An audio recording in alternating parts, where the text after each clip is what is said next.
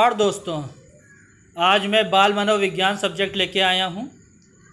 तो चलिए स्टार्ट करते हैं। बाल मनोविज्ञान टेट और सुपर टेट दोनों परीक्षाओं के लिए बहुत ज़्यादा इम्पोर्टेंट है, इसलिए चलती है। इसमें टेट में तो 30 नंबर के क्वेश्चन आते ही आते हैं, बाकी सुपर टेट में भी इसके क्वेश्चन आते हैं। तो इसीलिए चलिए स्टार्ट करते हैं। पहला क्वेश्चन है, 20वीं शताब्दी को बाला की शताब्दी कहा जाता है, यह कथन है।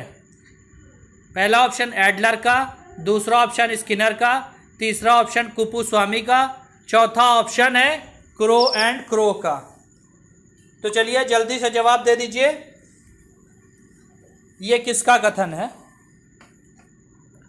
तो ये कथन है क्रो एंड क्रो का। किसका कथन है? क्रो एंड क्रो का। दूसरे क्वेश्चन पे आते हैं। चिंतन मानसिक क्रिया का ज्ञानात्मक पक्ष है, किसका कथन है?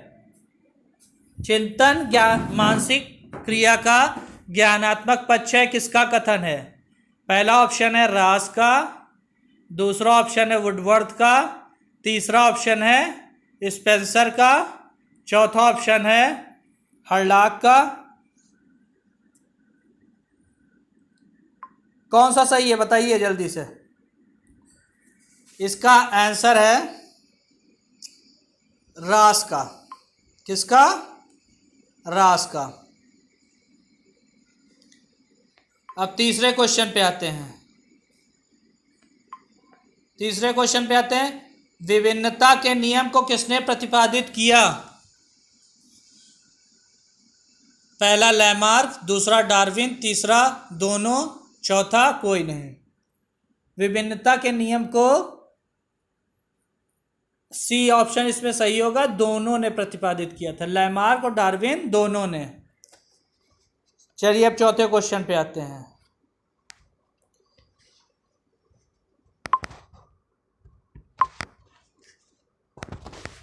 कौन से क्वेश्चन पे आते हैं? चौथे क्वेश्चन पे।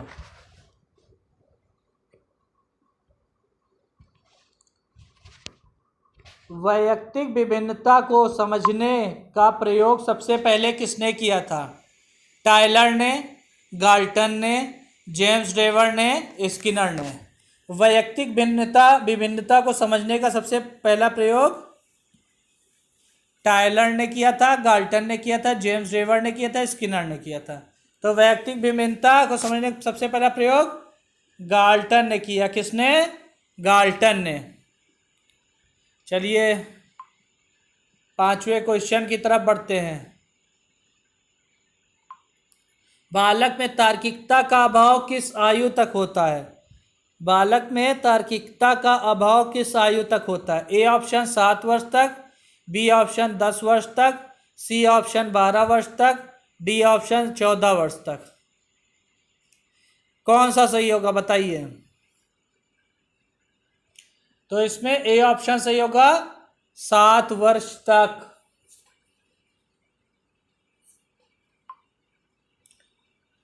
सिक्स क्वेश्चन पे आते हैं। द्वितल सिद्धांत का प्रतिपादन किसने किया? पहला ऑप्शन जूड ने, दूसरा ऑप्शन वुडवर्थ ने, तीसरा ऑप्शन थॉर्नडाइक ने, चौथा ऑप्शन स्पीयरमैन ने। द्वितल सिद्धांत का प्रतिपादन किसने किया? चौथा ऑप्शन डी सही होगा, स्पीयरमैन ने। किसने? स्पीयरमैन ने। सातवें क्वेश्चन पे चलते हैं। चलिए अब जल्दी जल्दी से सातवें क्वेश्चन पे जाने से पहले मेरा चैनल सब्सक्राइब कर डालिए, लाइक कर डालिए, शेयर कर डालिए। ये वीडियो ज़्यादा से ज़्यादा लोगों तक पहुंचना चाहिए मेरे दोस्तों। चलिए सातवें क्वेश्चन पे बढ़ते हैं। प्रोजेक्ट प्रणाली के जनक कौन है? Kilpatrick, crow and crow, Froebel, Woodworth. चारों में से कौन सा ऑप्शन सही है? किलपैट्रिक पहला ऑप्शन। कौन सा ऑप्शन सही है? किलपैट्रिक।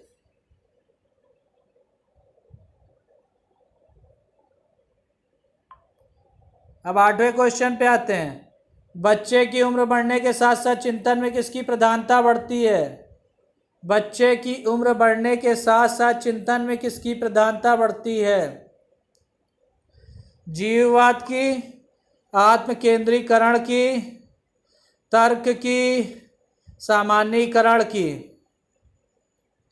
तो बच्चे की उम्र बढ़ने के साथ साथ चिंतन में तर्क की प्रधानता बढ़ती है।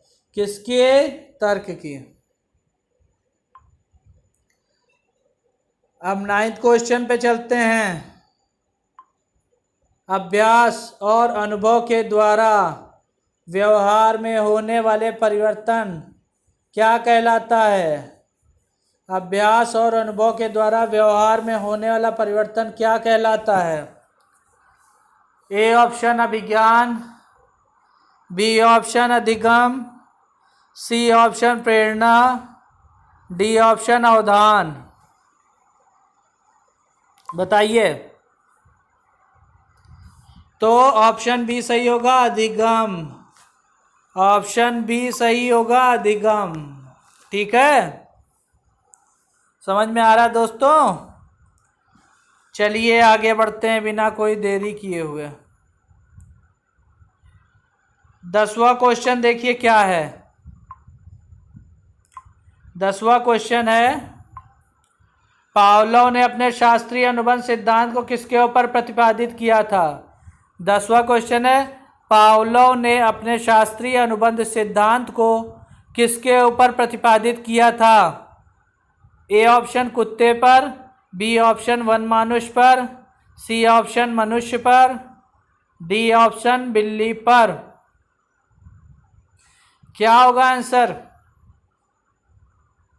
कुत्ते पर सही आंसर होगा। कौन सा? ए ऑप्शन सही होगा, कुत्ते पर।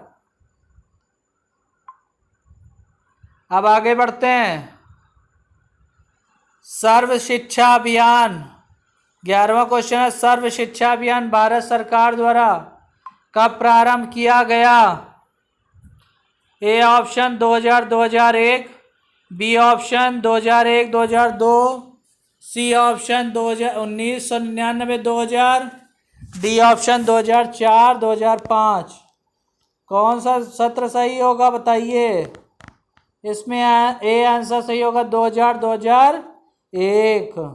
कौन सा ऑप्शन सही होगा? ए 2000-2001। 12वें क्वेश्चन की तरफ बढ़ते हैं।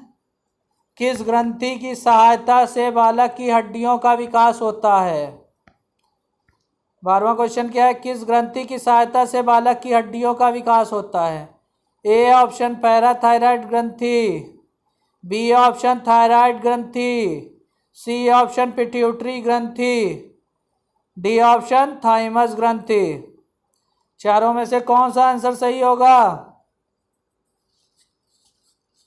चारों में से सी ऑप्शन सही होगा, पिट्यूटरी ग्रंथि। कौन सा? पिट्यूटरी ग्रंथि की सहायता से बालक की हड्डियों का विकास होता है।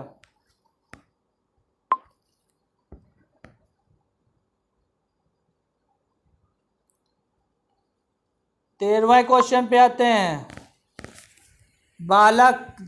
प्रतिभावान बालक जन्म के समय सामान्य बच्चों से कितने इंच अधिक लंबा होता है? 1.6 इंच, 1.7 इंच, 1.8 इंच, 1.9 इंच। तो इसमें में से बी ऑप्शन सही होगा, 1.7 इंच। कौन सा ऑप्शन सही होगा दोस्तों? B, 1.7 inch. चलिए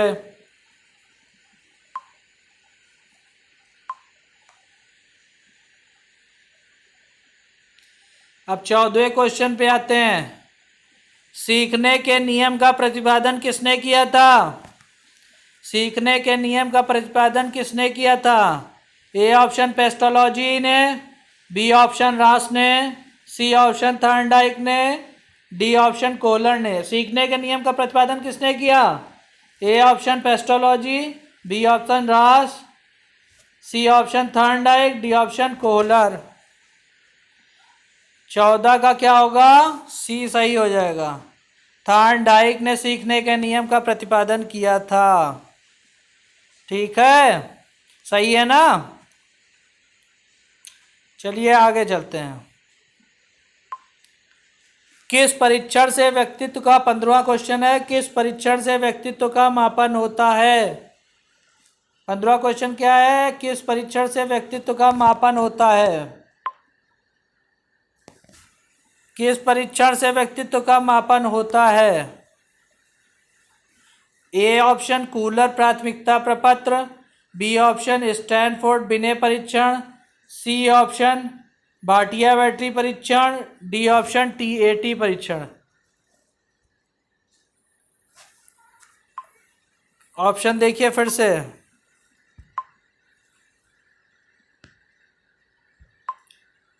किस परीक्षण से व्यक्तित्व मापन होता है? ए कूलर प्राथमिकता प्रपत्र, बी स्टैनफोर्ड बिने परीक्षण, सी भाटिया बैटरी परीक्षण और डी है TAT परीक्षण। तो इसमें सही होगा TAT परीक्षण, डी ऑप्शन सही होगा 15 का। और आज की क्लास हम लोग यहीं ख़त्म करते हैं। नमस्कार, धन्यवाद दोस्तों, खुदा हाफिज़। ये रात में वीडियो डाल रहा हूँ इसीलिए गुड नाइट सभी दोस्तों को। अगला वीडियो अगले दिन फिर लेके मिलता हूँ। धन्यवाद।